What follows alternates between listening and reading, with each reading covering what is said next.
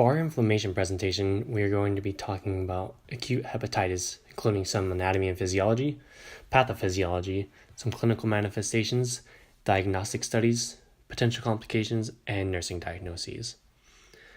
Hepatitis is inflammation of the liver, which is located in the right upper quadrant of the abdomen. The liver has several different functions. These include secreting and producing bile, storing and releasing glucose, detoxifying chemicals, metabolizing drugs, and filtering blood before entering the pancreas.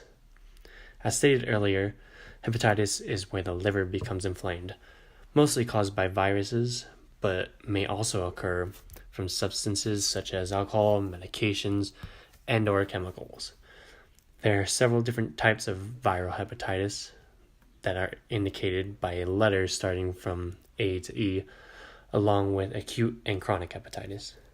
Each type of hepatitis has similar manifestations, but the mode of transmission and disease may vary. Acute hepatitis usually lasts between 1 and 6 months and has an insidious onset of hepatocellular pattern of injury and jaundice.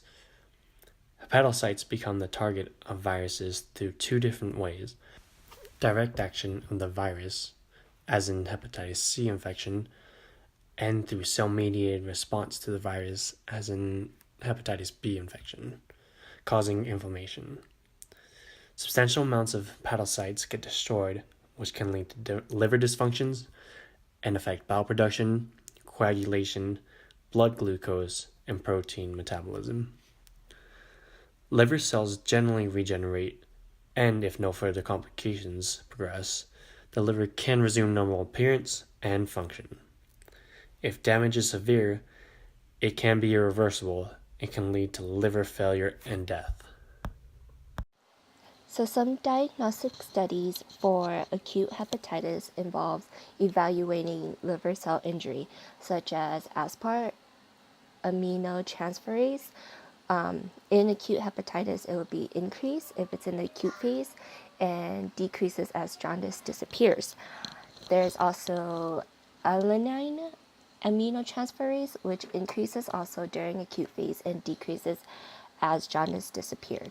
There's also GGT, which is Y-glutamine transpeptidase, and albumin, serum bilirubin,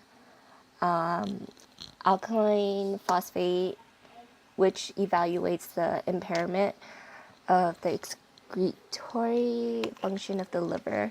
It would be moderately increased in acute hepatitis. There's also urinary bilirubin, which would be increased. Urinary urobilinogen would be increased, and prothrombin time would be prolonged. So there's a few things that can happen as it progresses. It can become chronic due to poor management or acute liver failure. There's also, but we'll get more into that further into the presentation. For collaborative care, we would definitely promote adequate nutrition and rest because it reduces metabolic demands on the liver and promotes liver cell regeneration.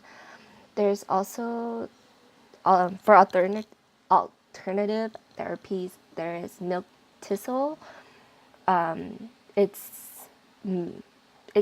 study that suggests that it benefits the liver by protecting and promoting the growth of liver cell and inhibiting inflammation. However, it may lower blood glucose if the patient has diabetes, and it interferes with liver's enzyme system. So there's drug therapies, which includes direct-acting antivirals for infections, antihistamine for generalized itching and inflammation. There's also antiemetics for nausea, such as prothiazine and ondansetron. So that would help with the nausea. But when patient takes antiemetics, it's important to watch out for confusion, uneven heartbeat, muscle stiffness, trouble, or slow breathing, or yellow skin or yellow eyes, which indicates, liver failure, and it's also a side effect that you don't want. We, so going on to the nursing process now. Nursing process includes subjective data assessment. The patient may report anorexia, nausea, vomiting, feeling of fullness in upper right quadrant, dark urine, light clay-colored stools, constipation or diarrhea, skin rashes, hives, fatigue, arthralgias, myalgias, right upper quadrant pain, and liver tenderness. Objective data assessment.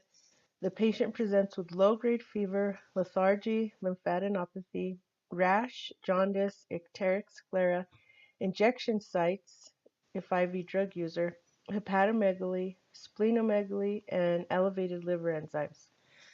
Nursing diagnosis is imbalanced nutrition, less than body requirements related to anorexia, nausea, and vomiting, as evidenced by inadequate food intake and weight loss.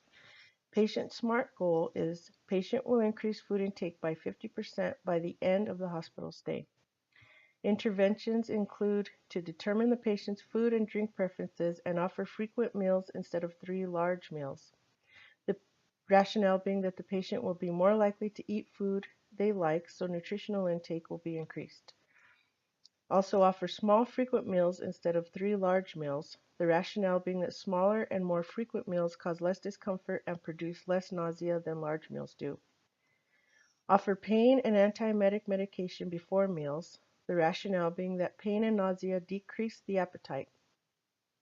And show the patient non-pharmacological methods to reduce nausea, such as music therapy, distraction, and relaxation techniques. The rationale being that distraction techniques help reduce nausea and alleviate the need for hepatic drug metabolism. Other possible nursing diagnoses are activity intolerance related to fatigue and lethargy, as evidenced by altered response to activity and verbal report, and acute pain related to myalgias, arthralgias, and right upper quadrant tenderness, as evidenced by patient verbal report of pain and grimacing upon palpation. Planning includes adequate nutrition intake to prevent weight loss. Patient's discomfort will be alleviated. Patient will resume normal activities, and liver function will return to normal without further complications. Implementation includes make sure patient receives food they like in small, frequent portions, provide comfort measures to relieve pruritus, headache, and joint pain, encourage rest to promote regeneration of the liver, and provide psychological and emotional rest with diversional activities such as reading and hobbies. The evaluation and expected outcomes are food and fluid intake will be maintained in adequate amounts. Patient should avoid hepatotoxic substances such as alcohol and acetaminophen, gradually increase activity tolerance, and performs ADLs with scheduled rest periods. Some potential complications are chronic hepatitis related to hepatitis C virus, as evidenced by ascites, anemia, bleeding abnormalities, jaundice, and ALT and AST elevations. This complication could be prevented from occurring by maintaining appropriate weight to height ratio, keeping blood pressure within normal range, lowering triglycerides and cholesterol, and avoiding all alcohol intake. Patient signs that indicate this complication are bleeding, bruising, anemia, spider angiomas, palmar erythema, gynecomastia, jaundice, hepatomegaly, splenomegaly, cervical lymph node enlargement, hepatic encephalopathy, and ascites. This potential complication will be treated by a well-balanced diet, the rationale being that the patient will lose weight due to anorexia, nausea, and vomiting. Vitamin supplements should be administered, such as B complex and vitamin K, the rationale being that vitamin K is necessary for blood clotting, and B vitamins are depleted when the body undergoes stress and are essential for metabolic function. Rest, because rest will help the liver regenerate, and avoidance of alcohol and drugs that are detoxified by the liver, the rationale being hepatic substances will destroy liver cells, leading to further damage and possible progression to cirrhosis, liver failure, and death. Other potential complications are acute liver failure related to excessive intake of alcohol and acetaminophen, as evidenced by jaundice, coagulation abnormalities, and encephalopathy, and cirrhosis related to chronic excessive alcohol intake, as evidenced by jaundice, skin lesions, hematologic problems, endocrine problems, and peripheral neuropathy.